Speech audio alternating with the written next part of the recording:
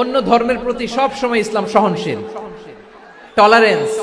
যদি আপনি দেখতে চান ইসলামের নবী বিশ্ব নবীর দিকে তাকান। আমরা তো সংখ্যালঘুদের রাইটস প্রোটেক্ট করার জন্য কত আইন বানাই, কত বৈঠক করি, কত সংবাদ সম্মেলন করি।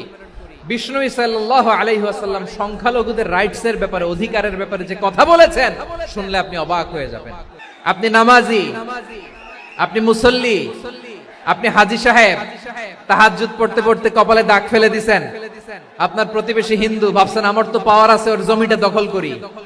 খবরদার, বিশ্বনবী বলেন কোন সংখ্যালঘুর উপর যদি কেউ আক্রমণ করে, তার প্রাপ্য তাকে না দিয়ে যদি তাকে ঠকায়, তার উপর জুলুম করে, তার সম্পদ যদি কেড়ে নেয়, আমি নবী, তুমি মুসলিম হইতে পারো, মুসল্লি হইতে পারো, তার পক্ষে তোমার বিপক্ষে আল্লাহর দরবারে বাদী হয়ে দাঁড়াবো।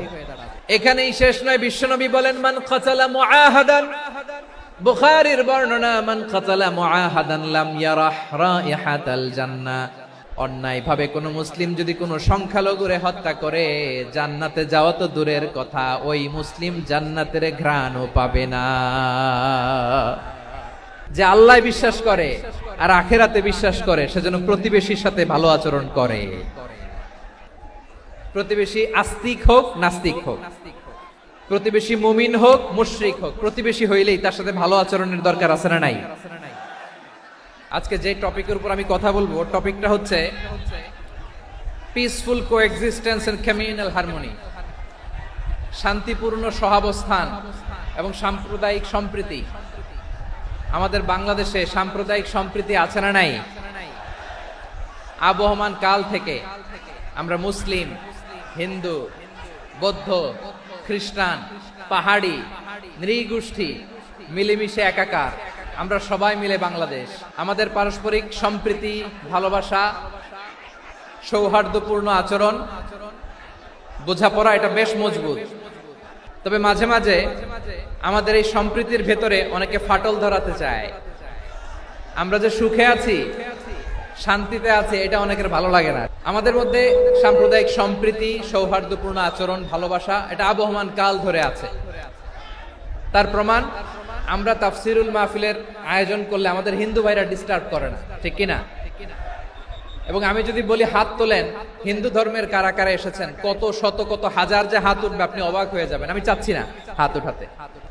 So it's our responsibility to present our religion to our non-Muslim brothers and sisters.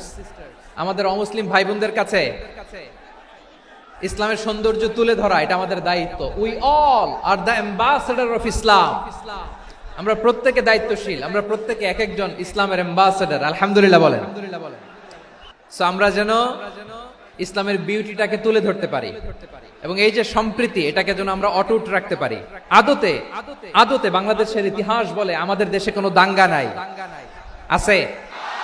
আমরা ভাই ভাই, আওয়াজ করে বলুন তো, আমরা কি ভাই ভাই? কিন্তু কিছু দুষ্ট লোক আছে, তারা আমাদের সম্পর্কের মধ্যে ফাটল ধরাতে চায়, মাঝে মাঝে ঝগড়া লাগাতে চায়। দেখবেন পত্রপত্রিকায় দেখা যায় বিভিন্ন ধর্মীয় উপাসনালয়গুলোতে হামলা চালানো হয়। এগুলো রাজনৈতিক উদ্দেশ্য প্রণোদিত, এগুলোর সাথে ইসলামের কোনো সম্পর্ক নাই। এজন্য এই দুর্বৃত্তদের ব্যাপারে আমাদের সাবধান থাকতে হবে, আমরা সংঘবদ্ধ থাকবো। এই যে আমাদের পিসফুল কোএক্সিস্টেন্স, শান্তিপূর্ণ সহাবস্থান, যেদিন হিন্দুদের পূজা অনুষ্ঠান, আমরা ওই দিন তাফসির মাহফিল করি না, ঠিক কিনা বলেন? যেদিন আমাদের তাফসিরুল কোরআনের প্রোগ্রাম, ওই দিন আমাদের হিন্দু ভাইরা ডিস্টার্ব করে না। সুবহানাল্লাহ। হিন্দুদের পূজা অনুষ্ঠানে আইন শৃঙ্খলা বাহিনীর পাশাপাশি মাদ্রাসার ছাত্ররা যে সেখানে পাহারা দেয়। গোটা পৃথিবীতে এই দৃষ্টান্ত আপনি পাবেন। মাদ্রাসার ছাত্ররা, তারা তো কোরআনের ধারক, তারা হাদিসের ধারক, তারা কেন মন্দির পাহারা দিবে? এই সম্প্রীতিকে ধরে রাখার জন্য, এই সৌহার্দ্যকে ধরে রাখার জন্য, আমাদের পারস্পরিক ভালোবাসাকে অটুট রাখার জন্য। এখন বলেন, আমাদের এই ভালোবাসা অটুট থাক, আমরা চাই কি চাই না? আল্লাহ এই দেশকে তুমি বরকতময় করো, বাংলাদেশকে তুমি শান্তিময় করো। প্রিয় ভাইরা, আমি বলেছিলাম আমার আলোচনার বিষয় হচ্ছে শান্তিপূর্ণ সহাবস্থান, সাম্প্রদায়িক সম্প্রীতি। আমরা দেখব ইসলাম আমাদেরকে কি কি দিক নির্দেশনা দেয়। আল্লাহ রাব্বুল ইজ্জা ওয়াল জালাল তিনি ইরশাদ করছেন, ওয়ালা তাসুব্বুল্লাযীনা يدعون من دون الله فيسبوا الله عدوا بغير علم كذلك زينا لكل أمة عملهم ثم إلى ربهم مرجعهم فينبئهم بما كانوا يعملون رب العالمين বলেন গোলাম ও আমার ইমানদার বান্দারা শোনো শোনো লা তাসুবুল্লাযীনা ইয়াদউনা মিন দুনিল্লাহ ফায়াসুবুল্লাহা আদওয়াম বিগাইরি ইলম ও আমার বিশ্বাসী বান্দারা যারা আল্লাহকে ব্যতি রেখে দেব দেবীর পূজা করে তোমরা খবরদার তাদের গালি দিও না যদি ওই দেবতাদেরকে গালি দাও তাহলে ভুলবশত শত্রুতাবশত তারা তোমাদের রব আল্লাহকে গালি দেবে ঠিক কি না তোমরা যদি তাদের দেবতাদের গালি দাও ওরা রেগে তোমার আল্লাহরে গালি দিবে তাহলে আল্লাহরে গালি খাওয়ানোর কারণ হয়ে গেলাম আমি রব্বুল আলামিন বলেন খবরদার দেবতাদেরকে গালি দিও না তাহলে ওরা তোমার রব আল্লাহরে গালি দেবে প্রতিটি জাতির জন্য তাদের কাজকে আমি আল্লাহ সুশোভিত করে রেখেছি তারা সবাই একদিন আমার কাছেই ফিরে আসবে এরপর আমি রব্বুল আলামিন তাদের আমলনামা তাদেরকে জানিয়ে দেব সুবহানাল্লাহ পড়ে তাহলে প্রিয় ভাইরা ইসলাম আমাদেরকে শিখায় সূরাতুল আনআমের 108 নম্বর আয়াত থেকে আমরা বুঝলাম কোন ধর্মকে ছোট করা যাবে না অন্য ধর্মকে ছোট করা মানে ইসলামকে ছোট করা আর অন্য ধর্মের দেবতাকে যদি আপনি গালি দেন ওরা ইসলাম থেকে দূরে সরে যাবে যাও ইসলামের প্রতি আকৃষ্ট হয়েছিল আর কোনোদিন ইসলামের ধারে কাছে আসবে না আওয়াজ করে বলেন ঠিক কিনা এজন্য কখনো কোনোদিন অন্য ধর্মের দেবতাদেরকে গালি দেয়া যাবে না অন্য ধর্মের কোন দেবতাদেরকে আমরা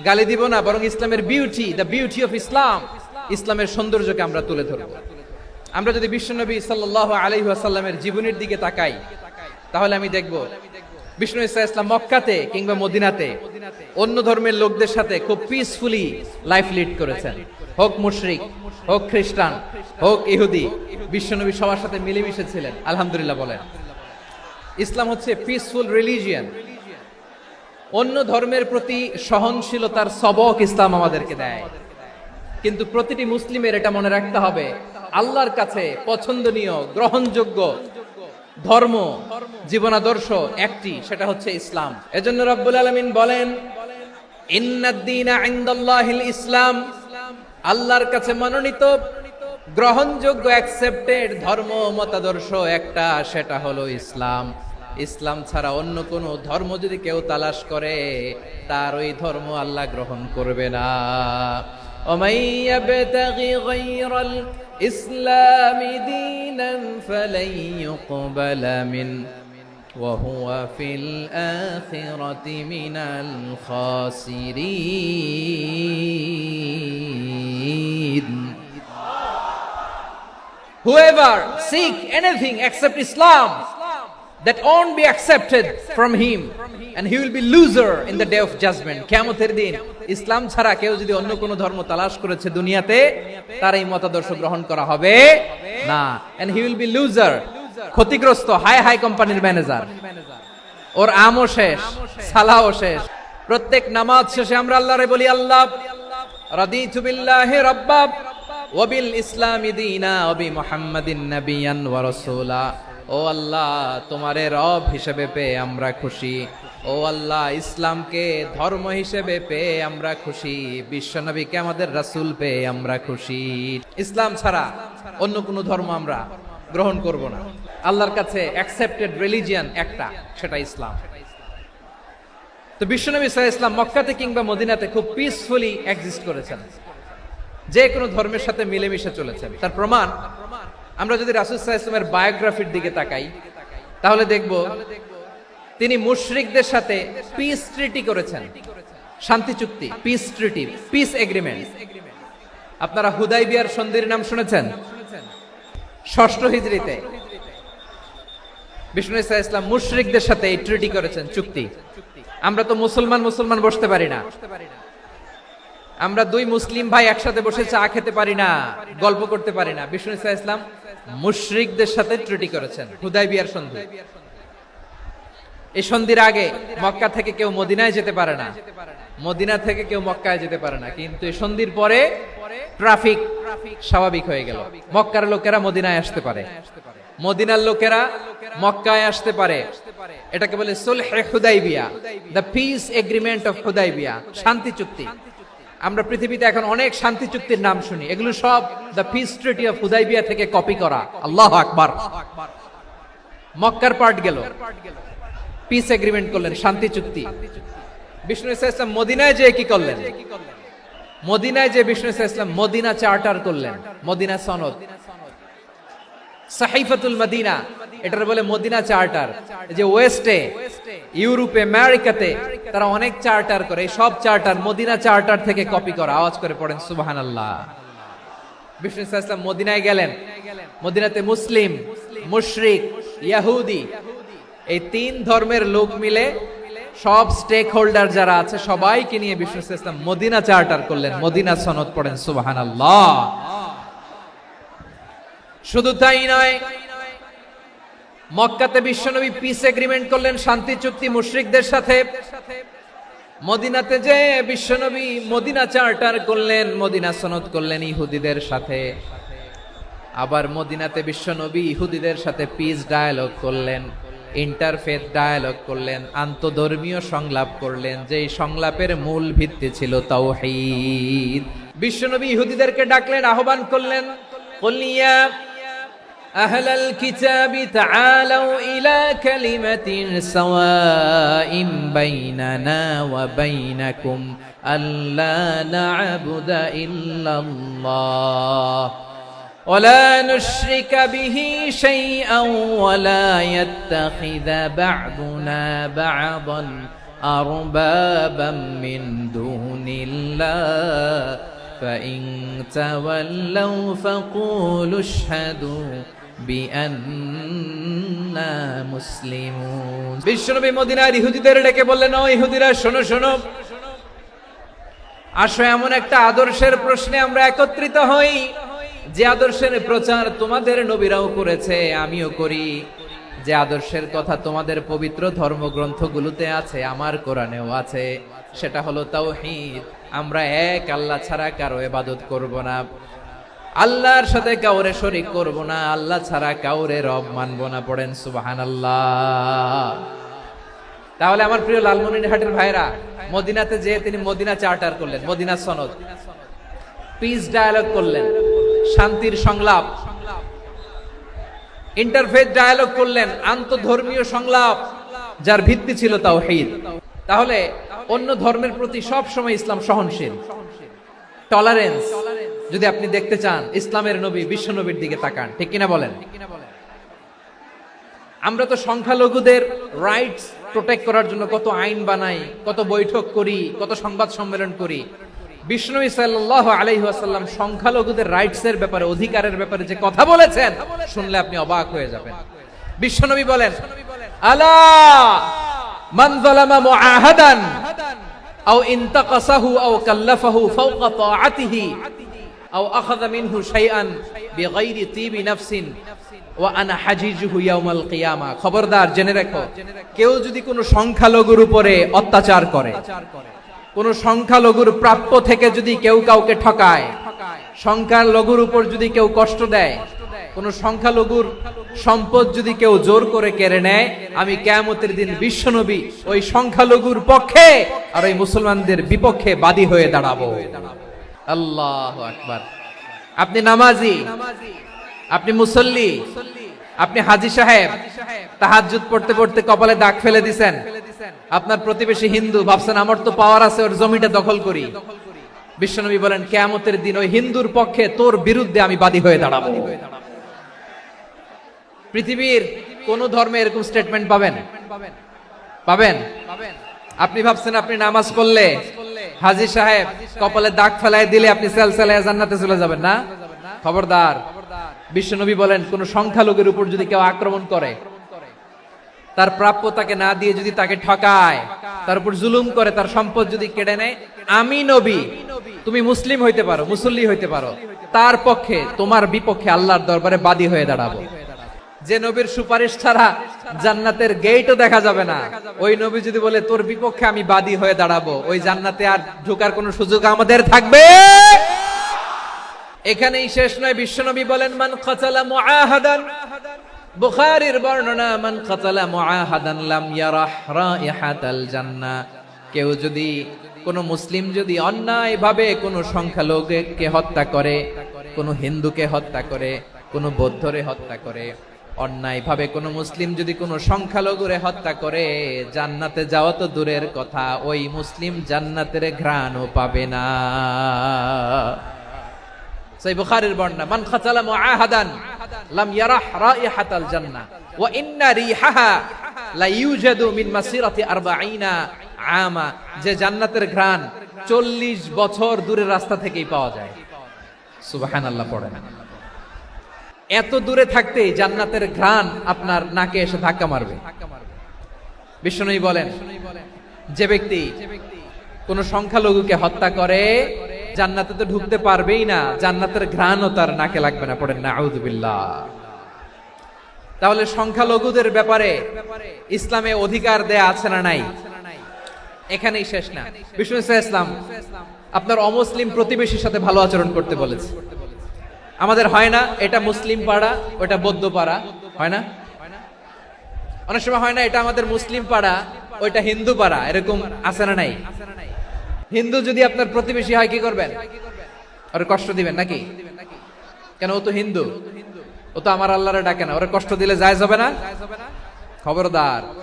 বিষ্ণু ইসলাম বলেন, মান কানা ইউমিনু বিল্লাহ ওয়াল ইয়াউমিল আখির ফালিউকরিম জারাহ। যে আল্লাহ বিশ্বাস করে আর আখিরাতে বিশ্বাস করে, সেজন্য প্রতিবেশীর সাথে ভালো আচরণ করে। সুবহানাল্লাহ। কলিজা জুড়ায় যায় না আমার নবীর কথাগুলো শুনলে? যে আল্লাহ বিশ্বাস করে, যে আখিরাতে বিশ্বাস করে, সেজন্য প্রতিবেশীর সাথে ভালো আচরণ করে। এখানে বলছে মুসলিম প্রতিবেশী বলছে, নামাজি প্রতিবেশী বলছে, আল্লাহওয়ালা প্রতিবেশী বলছে না। প্রতিবেশী আস্তিক হোক নাস্তিক হোক, প্রতিবেশী মুমিন হোক মুশরিক হোক, প্রতিবেশী হইলেই তার সাথে ভালো আচরণের দরকার আছে না নাই?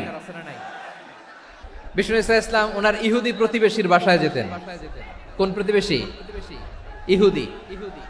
এক ইহুদি কিশোর বিষ্ণু ইসলামের খেদমত করতে, ইহুদি ছেলে আমার নবীর খেদমত করতো, তারা ছিল নবীর প্রতিবেশী। তো অনেকদিন হয় ইহুদি ছেলেটা আসে না। বিশ্বনবী খোঁজ দিলেন, ঘটনা কি? একটা ইহুদি ছেলে না আমার খেদমতে আসতো, ছেলেটা কই? খোঁজ নিয়ে জানলেন ছেলেটা অসুস্থ। বিষ্ণু ইসলাম ওই ইহুদির বাড়িতে চলে গেলেন ওই ছেলেটাকে দেখা করার জন্য, ভিজিট করার জন্য। সুবহানাল্লাহ পড়বেন না?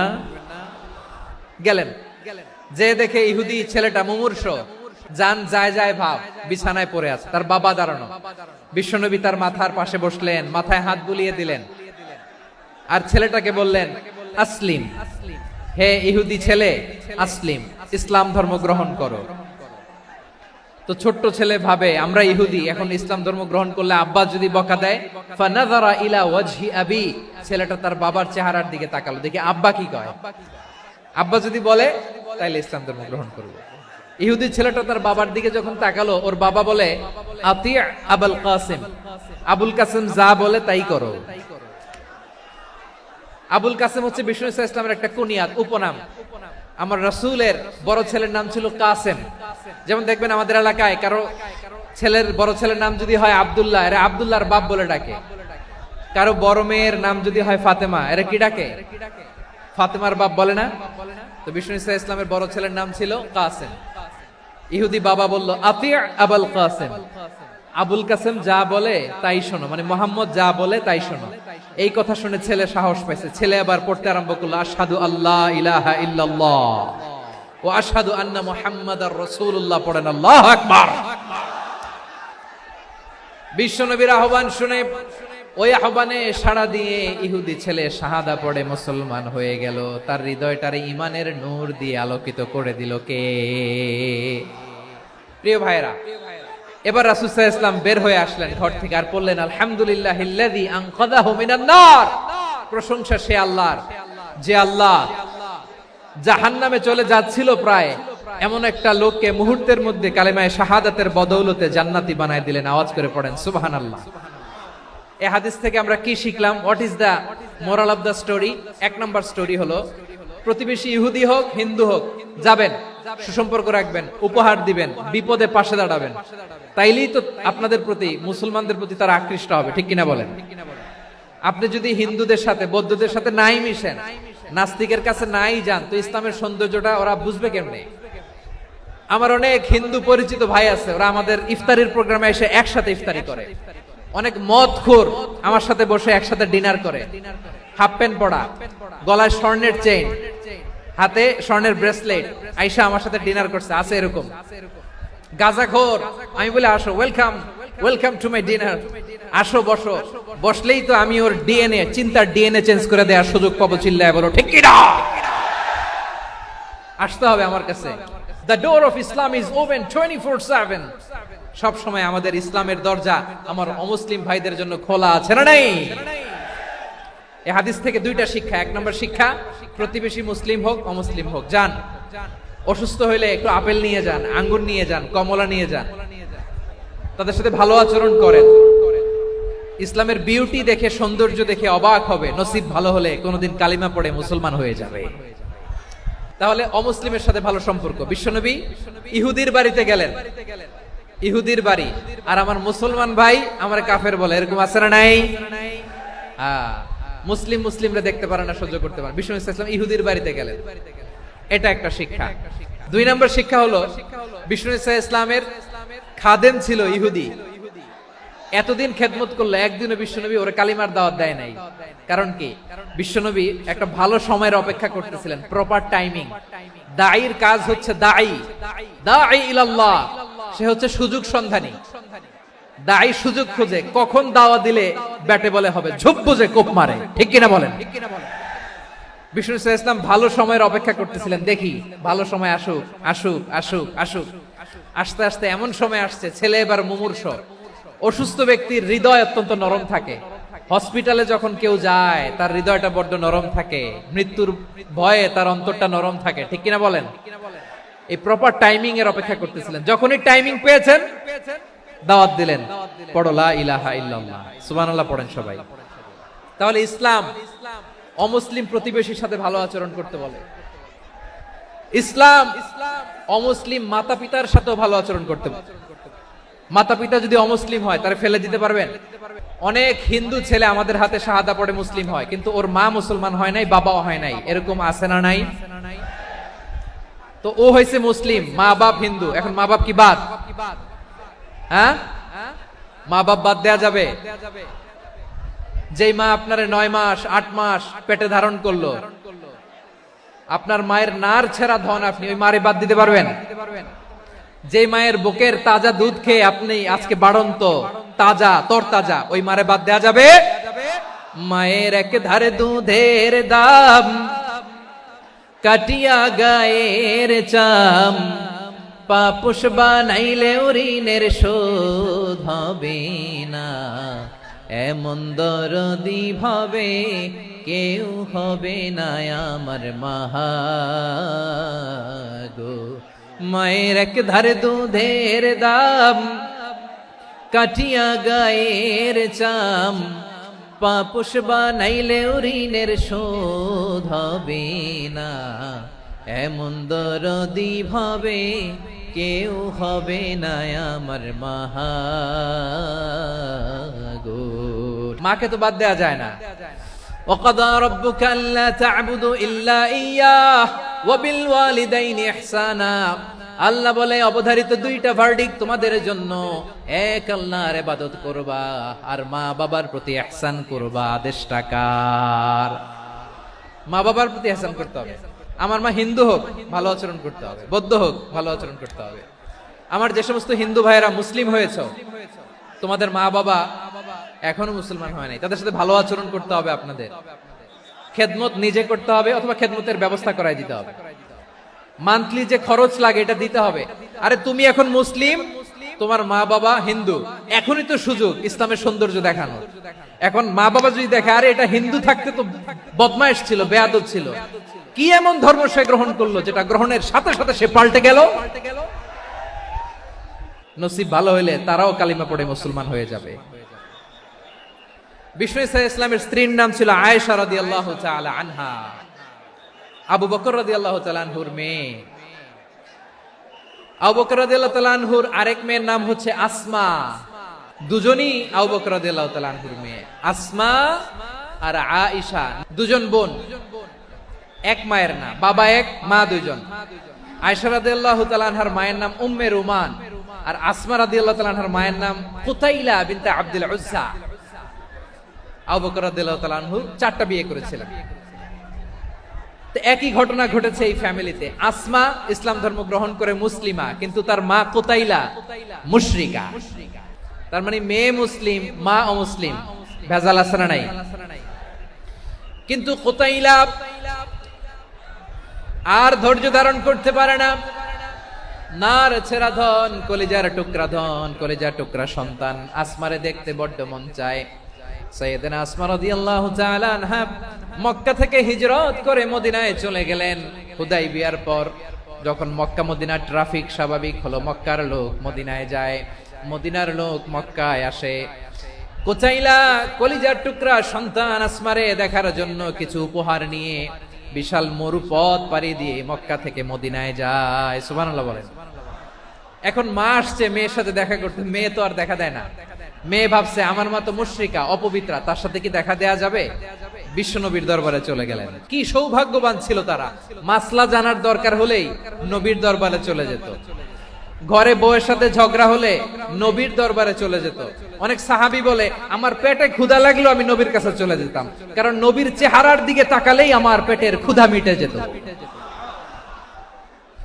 সাইয়েদনা আসমা রাদিয়াল্লাহু তাআলা আনহা বিশ্বনবীর কাছে চলে গেলেন, যে বললেন ইয়া রাসূলুল্লাহ ইয়া হাবিবাল্লাহ ইন্না উম্মি কাদিমাতুন ইলাইয়া ওয়া হিয়া রাগিবা।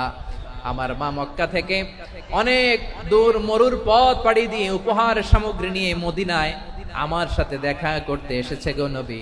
আমার জানতে বড্ড ইচ্ছে হয় আমি আমার মুশরিকা দেখা করতে পারবো কিনা। আফা আসিলুহা, আগে যেমনি আমি আমার মায়ের সাথে ভালো আচরণ করতাম, যেমনি আমি আমার মায়ের সাথে সদাচরণ করতাম গো নবী, এখন আমি মুসলিমা, মা মুশরিকা, এখনো কি আগের মতো সদাচরণ করতে পারবো নাকি? বিশ্বনবী বললেন নাম সিলিহা, হ্যাঁ রে আসমা, অবশ্যই অবশ্যই, আগে ঠিক যেমন তুমি তোমার মায়ের সাথে ভালো আচরণ করতে, এখনো তেমনি আগের মতো ভালো আচরণ করবা। কি ইসলাম আমরা পেয়েছি! কত ব্রড মাইন্ডেড আমাদের ইসলাম, কত ওপেন মাইন্ডেড ইসলাম, কত ওপেন আপ করতে পারে, চিন্তা করতে পারেন। বিষ্ণু বললেন হ্যাঁ অবশ্যই, নাম সুলিহা, আগে যেমনি ভালো আচরণ করছো আসমা, এখন ওইরকমই করো, পারলে আরো বাড়ায় করো। তাহলে আমার যে হিন্দু ভাইয়েরা, হিন্দু বোনেরা, ইমানের দৌলতে আপনি ধন্য হয়েছেন, আপনার আম্মা আব্বা এখনো মুসলমান হয় নাই, তাদের জন্য দোয়া করেন, আল্লাহ যেন তাদেরকেও ইমানের দৌলত দান করে। এখন বলেন ইসলাম কি ন্যারো মাইন্ডেড রিলিজিয়ান না ব্রড মাইন্ডেড? কতটা ব্রড মাইন্ডেড দেখেন। বিশ্বনবী সাল্লাল্লাহু আলাইহি সাল্লাম অমুসলিমরা যদি নবীকে উপহার দিত, ওই উপহারও বিশ্বনবী গ্রহণ করতেন। সুবহানাল্লাহ পড়েন। আপনার অমুসলিম বন্ধু যদি উপহার দেয় সেটাও আপনি নিতে পারবেন, যেটা নেওয়া জায়েজ। কিন্তু আপনার বন্ধু যদি আপনার মদের বোতল দেয়, নিতে পারবেন না? হালাল যে কোনো জিনিস নিতে পারবেন। বিশ্বনবী সাল্লাল্লাহু আলাইহি ওয়াসাল্লাম অমুসলিমদের দেয়া হাদিয়া গ্রহণ করতেন। কেমন নবী ছিলেন, আমার নবীরে চিনে নেন, আমার নবীর অ্যাটিটিউড জেনে নেন। বিষ্ণু ইসলাম যখন কোন জনপদে যেতেন 3টা অপশন নিয়ে যেতেন। 1 নম্বর অপশন আসলিম তাসলাম, নতুন এলাকায় গেলে বলতেন আসলিম তাসলাম, ইসলাম ধর্ম গ্রহণ করো, শান্তিতে থাকবা, আমার ভাই হয়ে যাবা, আমরা ভাই ভাই,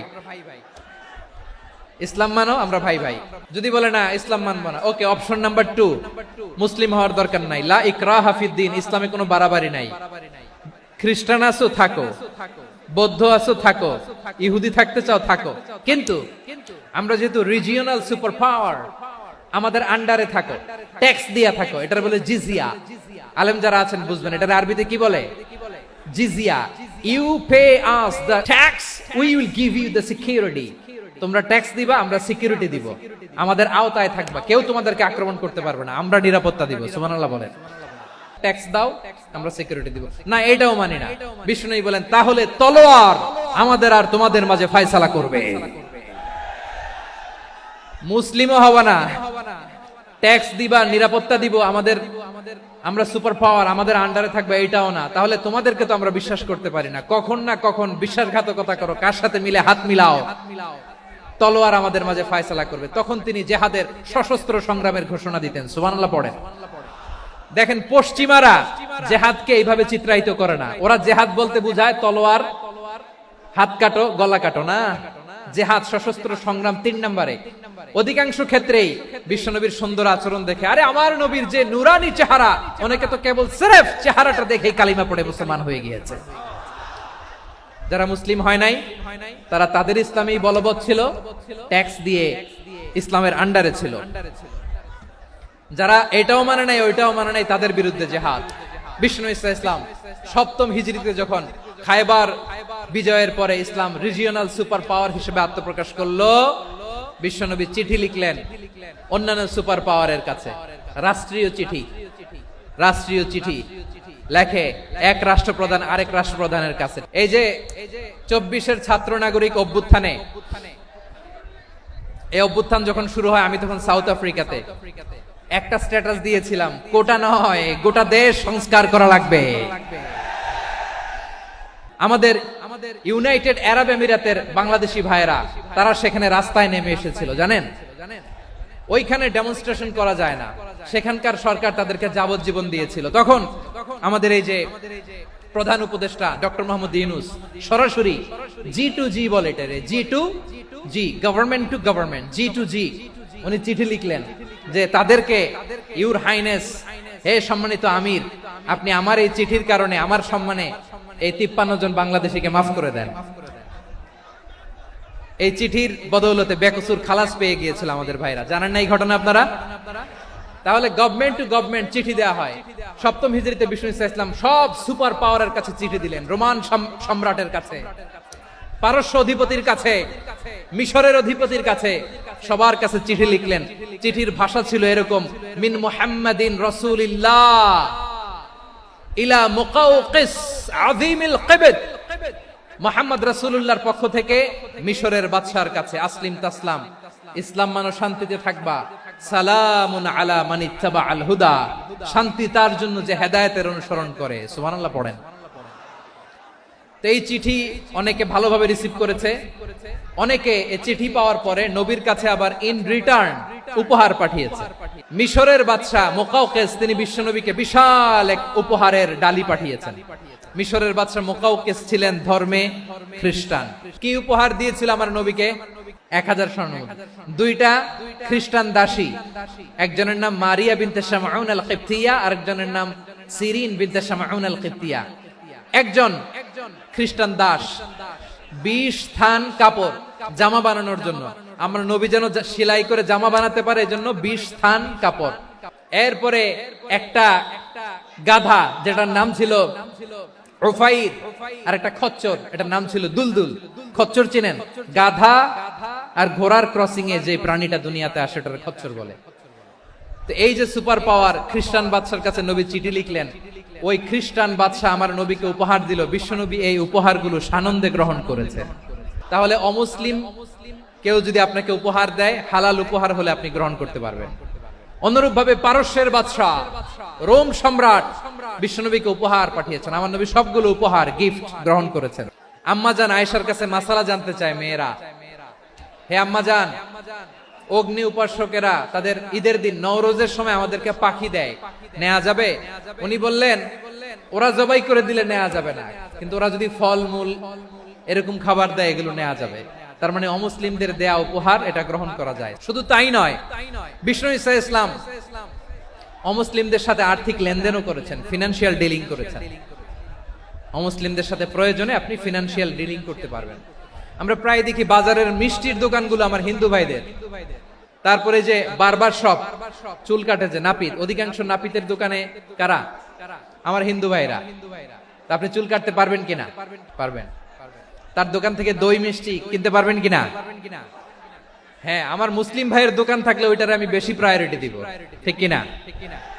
কিন্তু যদি তাদের সার্ভিস নিতে চান, প্রোডাক্ট নিতে চান, পারবেন। তার দলিল সহিহ বুখারী, আম্মা জান আয়েশা রাদিয়াল্লাহু তাআলা আনহা বলেন, ইশতারা রাসূলুল্লাহ সাল্লাল্লাহু আলাইহি ওয়াসাল্লাম মিন ইয়াহুদিয়িন তুআমান ওয়া রাহানাহু দিরআহু মিন হাদিদ। রাসূল সাল্লাল্লাহু আলাইহি ওয়াসাল্লাম এক ইহুদির কাছ থেকে, কার কাছ থেকে? আমার নবী, পেয়ারা নবী এক ইহুদির কাছ থেকে জব কিনেছিল, জব, বার্লি, যেটা দিয়ে রুটি বানায়। ওই জবের দাম দেওয়া টাকা পয়সা নবীর কাছে ছিল না, ফলে নবী ওনার একটা পোশাককে মর্গেজ রেখেছিলেন, মর্গেজ, বন্ধক, যে এখন এটার দাম দিতে পারবো না, কয়েক কেজি বার্লি নিয়ে যাই আর বন্ধক হিসেবে আমার জামাটা রেখে গেলাম, যেই দিন দাম দিব ওই দিন জামাটা ছুটাই নিয়ে যাব। দিরআহু মিন হাদিদ, লোহার তৈরি বর্ম, মানে যুদ্ধের পোশাক, লোহা দিয়ে বানানো। বিশ্বনবী বললেন কয়েক কেজি জব দাও, টাকাটা পরে দিব, এখন টাকা নাই, বন্ধক হিসেবে, মর্গেজ হিসেবে আমার জামা রেখে গেলাম, যখন টাকা দিব জামা ছুটায় নিব। এ থেকে বোঝা গেল অমুসলিমদের সাথে ফিনান্সিয়াল ডিলিং করা যায়, অর্থনৈতিক লেনদেন করা যায়, কেনাবেচা করা যায়, প্রোডাক্ট কেনা যায়। এমনকি আমাদের মসজিদে নববীতে বারান্দায় আপনারা একটা অটোমেটিক ফ্লাইং আমব্রেলা দেখছেন? সূর্য যখন বাড়ে মসজিদে নববীর বারান্দায় ইয়ার্ডের মধ্যে অটোমেটিক্যালি কিছু আমব্রেলা আছে, শাঁ করে খুলে যায়, আর সূর্যের তাপ লাগে না। আবার সন্ধ্যাবেলায় এই আমব্রেলা গুলো ওরা ক্লোজ করে ফেলে, দেখছেন? এই মসজিদে নববীকে সর্বোচ্চ উন্নত মানের কনস্ট্রাকশন ইনফ্রাস্ট্রাকচারে ডেভেলপ করার জন্য কর্তৃপক্ষ কিছু অমুসলিম ইঞ্জিনিয়ারের, ডিজাইনারের সহায়তা নিয়েছিল। সুবহানাল্লাহ বলেন। কোন দলিলের ভিত্তিতে? এই দলিলের ভিত্তিতে যে বিষ্ণু ঈসা ইসলাম অমুসলিমদের সাথেও লেনদেন করেছেন। আওয়াজ করে বলতে হবে আল্লাহু আকবার। শুধু তাই নয়, ইন কেস অফ ইমার্জেন্সি, প্রয়োজনে ইসলামের খাতিরে, ইসলামকে সামনের দিকে এগিয়ে নিয়ে যাওয়ার জন্য অমুসলিমদের সাপোর্ট নেওয়া জায়েজ আছে। সুবহানাল্লাহ বলেন। অমুসলিমদের সাপোর্ট নেয়া, তাদের থেকে অর্থ নেয়া, পলিটিক্যাল সাপোর্ট, পলিটিক্যাল অ্যাসাইলাম নেওয়া জায়েজ আছে। আমাদের অনেক বিশ্ববরেণ্য দায়ীরা আমেরিকায় অস্থায়ীভাবে অ্যাসাইলাম নিয়ে থাকে, নিজের দেশে গেলে ফাঁসিতে ঝুলাই দিবে। যুগ যুগ ধরে দায়ীদের উপর এরকম অত্যাচার আর নির্যাতন আছে না নাই? মিশরের অনেক দায়ীরা পাশ্চাত্যে যেয়ে থাকে, এই যে তারা পলিটিক্যাল অ্যাসাইলাম নিয়ে থাকে, রাজনৈতিক আশ্রয়, এটা জায়েজ আছে না? এটা যে জায়েজ আছে তার প্রমাণ স্বয়ং বিশ্বনবী সাল্লাল্লাহু আলাইহি ওয়াসাল্লাম পলিটিক্যাল সাপোর্ট নিয়েছিলেন অমুসলিমদের কাছ থেকে। আমার ভাইরা, বিশ্বনবীর বয়স তখন প্রায় 51 বছর। কত বছর? বিশ্বনবীর সবচেয়ে কাছের মানুষ খাদিজা রাদিয়াল্লাহু তাআলা আনহা ইন্তেকাল করেছেন। বিশ্বনবী বড্ড কষ্ট পেলেন, হৃদয়টা ভেঙে খান খান। যিনি ঘরের ভেতরে বিশ্বনবীকে সান্ত্বনা দিতেন, ভালোবাসা দিতেন, বাইরে গেলে কুরাইশরা বকাঝকা করে, অত্যাচার করে, কিন্তু আম্মাজান খাদিজা রাদিয়াল্লাহু তাআলা আনহা ঘরটারে এমন শান্তির নীড় বানায় রেখেছেন, এই ঘরের ভিতরে ঢুকলে বিশ্বনবীর কলিজাটা ঠান্ডা হয়ে যেত। এজন্য রব্বুল আলামিন বলেন, খাদিজা, ও আমার বান্দি খাদিজা, জান্নাতে এমন স্পেশাল একটা ঘর আমি তোমার জন্য রেডি করে রেখেছি। ওই ঘরের মধ্যে কোনো আওয়াজ নাই, ওই ঘরের মধ্যে কোনো নয়েজ নাই, ওই ঘরে কোনো বিশৃঙ্খলা নাই। কারণ মক্কার জমিনে আমার নবী কুরাইশদের বিশৃঙ্খলা, নয়েজ আর ঝামেলাগুলোকে উপেক্ষা করে যখন তোমার ঘরের ভিতরে ঢুকতো, ঘরটারে তুমি শান্তির নীড়, ঠান্ডা, নীরব, নিস্তব্ধ, নিঝুম আর শান্তির নীড় বানিয়ে রেখেছো। এজন্য জান্নাতে স্পেশাল একটা শান্তির নীড় আমি তোমারে উপহার দেব। ওই প্রিয়তমা স্ত্রী খাদিজা ইন্তেকাল করলেন, বিশ্বনবীর হৃদয় ভেঙে খান খান। আবার ওনার চাচা আবু তালেব ইন্তেকাল করলেন, যিনি পলিটিক্যাল শেল্টার দিতেন নবীকে। আবু তালেবের ভয়ে, বিশ্বনবীর এই চাচার ভয়ে কোন মুশরিক নবীর গায়ে হাত দেওয়ার সাহস পায় নাই। এখন স্ত্রীও নাই, চাচাও নাই, নবীকে আশ্রয় দেওয়ার কেউ নাই। নবীর চারদিকে অন্ধকার, নবী এখন কই যাবেন?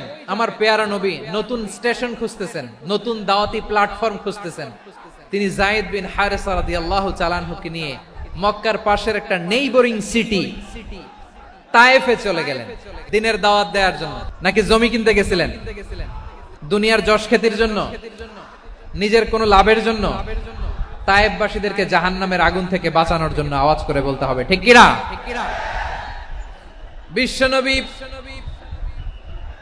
বিশাল মরুপথ, পাহাড়ি পথ পাড়ি দিয়ে তায়েফের মরুজমিনে গেলেন কোরআনের দাওয়াত নিয়ে, ইমানের দাওয়াত নিয়ে।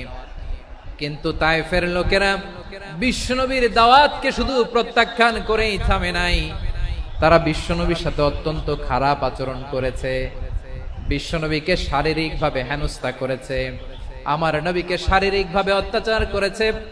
আমার পেয়ারা নবীর গায়ে পাথর মেরেছে, বিশ্ব নবীর গা বেয়ে ঝরঝর করে রক্ত ঝরেছে, নবী জামিনের মধ্যে লুটিয়ে পড়েছেন, আবার মেরেছে, আবার নবী হাঁটতে শুরু করলেন, পেছন থেকে আবার মেরেছে, আবার নবী রক্তাক্ত হয়ে জামিনের মধ্যে লুটিয়ে পড়লেন, আবার মেরেছে।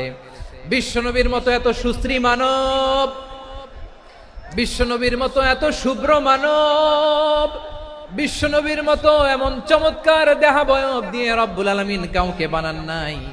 এরকম চমৎকার মানুষটাকে তারা তায়েফের ওই জমিনে রক্তাক্ত করেছে। বিশ্বনবী দুনিয়ার কোনো স্বার্থের জন্য সেখানে যান নাই, নিজের কোনো লাভের জন্য, প্রাপ্তির জন্য যান নাই, তায়েফবাসীদের জাহান্নামের আগুন থেকে বাঁচাতে গিয়েছেন। খেয়ে না খেয়ে দিনী প্রচারের কাজে নিজেকে দিয়েছ বিলিয়ে, তায়েফের কাফিরেরা চিনল না সে আলো, দুষ্ট ছেলেদের পিছু দিল লেলিয়ে, পাথরের আঘাতে ক্ষত বিক্ষত হয়ে সারা শরীর থেকে রক্ত ঝরে। হে রাসূল তোমাকে ভুলি আমি কেমন করে, হে রাসূল তোমাকে ভুলি আমি কেমন করে। পারেন না আপনারা? ধরুন আমার সাথে। হাজার ব্যথা বেদনার পরে ফিরে আসনি তুমি আপন ঘরে, দিনের আলো তুমি ছড়িয়ে দিতে, চলে গেলে মদিনায় মক্কা ছেড়ে। হে রাসূল তোমাকে ভুলি আমি কেমন করে, হে রাসূল তোমাকে ভুলি আমি কেমন করে। প্রিয় ভাইরা, তায়েফের ছেলেরা নবীকে রক্তাক্ত করলো। আমার নবী কই যাবে? কই যাবে? মক্কায় জায়গা নাই, তায়েফে জায়গা নাই। তায়েফ থেকে ভারাক্রান্ত মন নিয়ে আমার নবী মক্কায় ফিরে আসলেন। বিশ্ব নবী মক্কায় ঢুকতে পারেন না। মক্কার মরুভূমির দিকে তাকিয়ে, উপত্যকার দিকে তাকিয়ে বিশ্বনবী ধা ধা করে কাঁদেন, ঝরঝর করে। নবীর চেহারা মোবারক থেকে চোখের পানিগুলো বেয়ে বেয়ে পড়ে। আমার জন্মস্থান, আমার শৈশব, কৈশোর, যৌবন কেটেছে এই মক্কায়, আমার এলাকায় আমি ঢুকতে পারি না। বিশ্বনবী মক্কার অনতি দূরে দাঁড়িয়ে জায়েদকে পাঠালেন, জায়েদ যাও দেখো কেউ আমাকে সাপোর্ট করার মতো আছে কিনা, যাও অমুকের কাছে যাও। সাইয়েদনা জায়েদ গেলেন, তারাও প্রত্যাখ্যান করে ফিরিয়ে দেয়। বিশ্বনবী বললেন যাও অমুক লোকের কাছে যাও, তিনিও প্রত্যাখ্যান করে ফিরিয়ে দিলেন। কেউ বিশ্বনবীকে আশ্রয় দিতে রাজি হয় না। নিজ জন্মভূমিতে বিতাড়িত বিশ্বনবী, সর্বশেষ বিশ্বনবী বললেন যাও মুতঈম ইবনে আদির ঘরে যাও। মুতঈম ইবনে আদি মুশরিক, তার কাছে যাও। গেলেন, মুতঈম ইবনে আদি রাজি হয়ে গেল। দেখেন অনেক বিপদের সময়ও আমি নিজে সাক্ষী, সামাজিক ভাবে, রাজনৈতিক ভাবে কত ঝঞ্ঝা, কত ষড়যন্ত্র, কত কনস্পাইরেসি পারি দিয়ে আমাদেরকে সামনে এগিয়ে যেতে হয়। এই শত্রুদের ভেতরেও একজনকে দাঁড় করিয়ে দেয় যে আল্লাহর কোরআনের জন্য রেডি হয়ে যায়। পড়েন সুবহানাল্লাহ। মুতঈম ইবনে আদি, আল্লাহ তার মনকে নরম করে দিলেন। মুতঈম বলে মুহাম্মদ আমি তোমাকে আশ্রয় দিব। তার দুই ছেলেকে পাঠালেন, যাও খোলা তলোয়ার নিয়ে, স্কট দিয়ে, গার্ড অফ অনার দিয়ে মুহাম্মদকে মক্কায় ঢুকাও, আর বলো আমি আমান দেব। আমান কি দিব? আমান মানে সিকিউরিটি, নিরাপত্তা। সিকিউরিটি ছাড়া, আমান দেওয়া ছাড়া কেউ থাকতে পারতো না মক্কায়। দুই ছেলে বিষ্ণু ইসা ইসলামকে নিয়ে আসলো। নবী কাবার চারদিকে তাওয়াফ করলেন, নামাজ পড়লেন। আবু জাহেল, উতবা, শাইবা, ওয়ালিদ ইবনে মুগীরা সবাই দেখে, কেউ কিছু করতে পারে না। কারণ মুতঈম ইবনে আদি ঘোষণা দিয়েছেন আমি মুহাম্মদকে আমান দিয়েছি, মুহাম্মদের গায়ে যেন কেউ স্পর্শ না করে। আওয়াজ করে পড়েন সুবহানাল্লাহ। নবীর এই বিপদ কালে মুহূর্তে মুতঈমের হৃদয়টারে নরম করে দিল কে? এই মুতঈম কি মুসলিম ছিল না মুশরিক? তাহলে মুশরিকের কাছ থেকে নবী পলিটিক্যাল অ্যাসাইলাম, আধুনিক রাষ্ট্রবিজ্ঞানের ভাষায় পলিটিক্যাল অ্যাসাইলাম, যেটাকে বলে রাজনৈতিক আশ্রয়, ওনার আমান বা নিরাপত্তার এই ঘোষণায় তিনি মক্কায় ঢুকলেন। যতদিন নিরাপত্তা ছিল ছিলেন। মুতঈম যখন মারা গেল, বিষ্ণু ইসলাম হিজরত করে মদিনায় চলে গেলেন। সুবহানাল্লাহ। কিন্তু মুতঈম যে বিশ্বনবীর উপকার করছে এটা বিশ্বনবী ভুলে নাই। আমাদের অনেকে আছে উপকার করার পরে আর খেয়াল থাকে না, এরকম আছে না নাই? আমার নবী ভুলে নাই। বদরের প্রান্তরে 70 জন কাফেরকে যখন বন্দী করে বিশ্বনবীর সামনে হাঁটু গেড়ে দাঁড় করানো হলো, বসানো হলো, 70 জন কাফের। কয়জন? বিশ্বনবী তাদের দিকে তাকিয়ে বললেন, সহিহ বুখারীর বর্ণনা, লাউ কানাল মুতঈম ইবনে আদি হাইয়ান সুম্মা কাল্লামানি হাউলা ইন্নাতনা লা তারাকতুহুম লাহু। বদরের প্রান্তরে 70 জন বন্দী কাফিরের দিকে তাকিয়ে আমার নবী বললেন, আজকে মুতঈম ইবনে আদি যদি বেঁচে থাকতো আর তোমাদের 70 জনের ব্যাপারে যদি মুতঈম এক বাক্যে একটা সুপারিশ করত, তার সম্মানে আজকে তোদের সবাইকে আমি মাফ করে দিতাম। বিশ্বনবী মুতঈমের এই সাহায্যের কথা বলে নাই। 70 জন মুশরিক হাঁটু গেড়ে বসা, নবী চাইলে এখনই এক্সিকিউশন অর্ডার দিতে পারে। তিনি বললেন, আজকে যদি মুতঈম বেঁচে থাকতো আর মুতঈম যদি তোদের জন্য সুপারিশ করতে, এই আবর্জনাগুলোর ব্যাপারে সুপারিশ করতে, আমি মুহূর্তেই তোদেরকে এমনি মাফ করে দিতাম। শুধু তাই নয়, যাকে যে সম্মান দেয়ার আমার নবী দিতেন, হোক আস্তিক হোক নাস্তিক, হোক মুসলিম হোক অমুসলিম। রোমান সম্রাটের কাছে বিশ্বনবী যখন চিঠি লিখলেন মিন মুহাম্মদ রাসূলিল্লাহ ইলা হিরাকলা আযীমির রোম, মুহাম্মদের পক্ষ থেকে হিরাক্লিয়াসের কাছে, যিনি হচ্ছেন আযীমির রোম, এটা নবী নিজ থেকে বানায় লিখছেন অতিরিক্ত সম্মান দিয়ে। কোন রাষ্ট্রপ্রধান যখন আসে তাদেরকে আমরা কি বলি জানেন? তার নামের শেষে HE এটা লিখতে হয়, H.E. মানে হিজ এক্সেলেন্সি। কি লেখে? হিজ এক্সেলেন্টি অথবা ইউর হাইনেস, ইউর ম্যাজেস্টি। দেখেন, বিশ্বনবী সাল্লাল্লাহু আলাইহি ওয়াসাল্লাম সব নবীদেরও নবী, তিনি একজন মুশরিক খ্রিস্টান সম্রাট রোমান সম্রাটের কাছে চিঠি লিখতে যায়, লিখতেছে ইলা হিরাকলা আযীমির রোম, হিরাক্লিয়াসের কাছে আমার চিঠি, যিনি রোমের আযীম, হিজ হাইনেস, মানে রোমের অনেক সম্মানিত এক বাহাদুর। আওয়াজ করে বলেন সুবহানাল্লাহ। তার মানে যাকে যে সম্মান দেয়ার এটা বিশ্বনবী দিতেন। এমনকি যেই ইহুদিরা ভালো ছিল, এই ইহুদিদেরও প্রশংসা করেছেন বিশ্বনবী মুহাম্মদুর রাসূলুল্লাহ সাল্লাল্লাহু আলাইহি ওয়াসাল্লাম। এক ইহুদির প্রশংসা করেছেন বিশ্বনবী। ইহুদির কার? আমি তো আমার ভাইয়ের প্রশংসা করি না, আমি তো এক আলেম আরেক আলেমরে স্পেস দেই না, আমি তো এক দায়ী আরেক দায়ীর সাথে বসতে চাই না। আমার নবী ইহুদির প্রশংসা করে। কার প্রশংসা?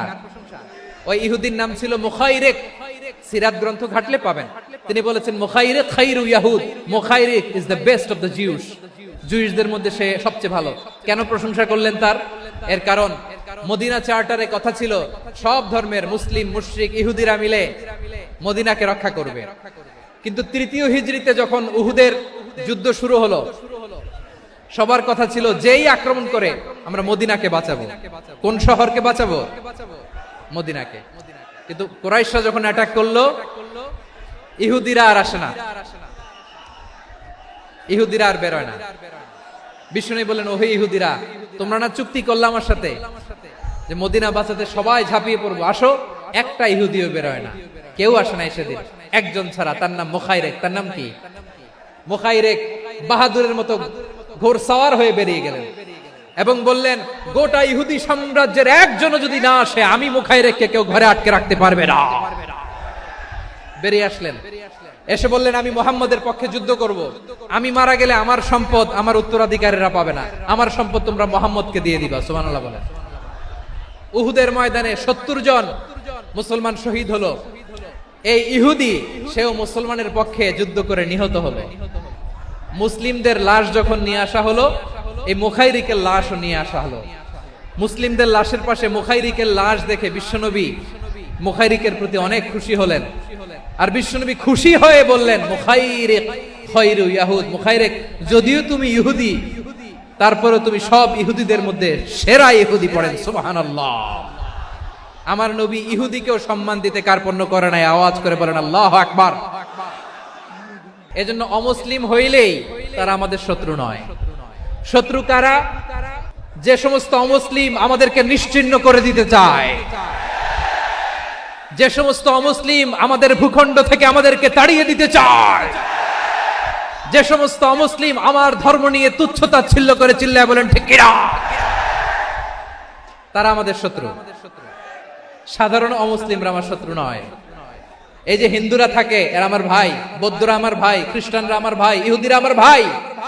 তারা দিনী ভাই নয়, তারা মায়ের পেটের ভাই নয়, তারা মানবিক দিক থেকে ভাই। ও মানুষ, আমিও মানুষ, ইসলাম মানুষকে সম্মান করে। সাধারণ মুসলিম আমাদের শত্রু নয়।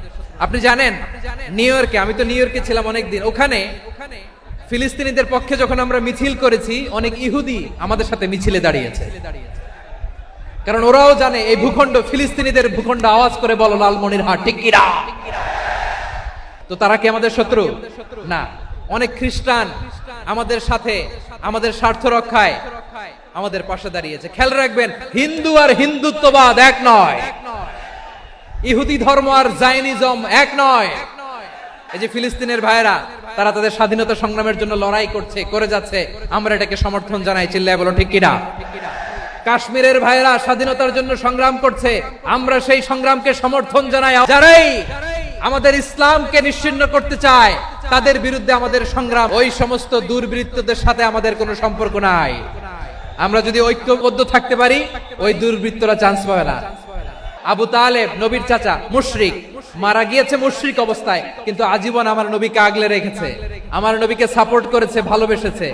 আবু জাহেল মুশরিক, মারা গিয়েছে মুশরিক হিসেবে, আজীবন আমার নবীর বিরুদ্ধাচারণ করেছে।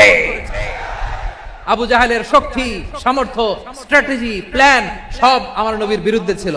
আবু জাহেলের কারণে একটা দিন শান্তিতে আমার নবী মক্কায় ঘুমাতে পারে নাই। চিল্লায় বলেন ঠিক কিনা?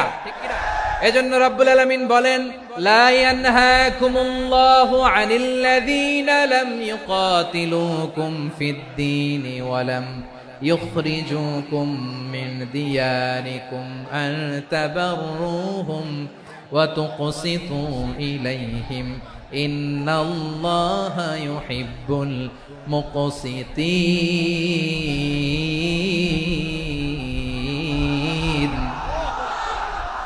আল্লাহ বলে, গোলামেরা শোনো শোনো, যে সমস্ত অমুসলিম তোমাদের সাথে ধর্মযুদ্ধে লিপ্ত হয় না, তোমাদের বিরুদ্ধে যে সমস্ত অমুসলিম অস্ত্র ধরে না, যে সমস্ত অমুসলিম তোমাদেরকে তোমাদের জন্মস্থান থেকে, ভূখণ্ড থেকে তাড়িয়ে দেয় না, তাদের সাথে ভালো আচরণ করতে আমি আল্লাহ নিষেধ করি নাই।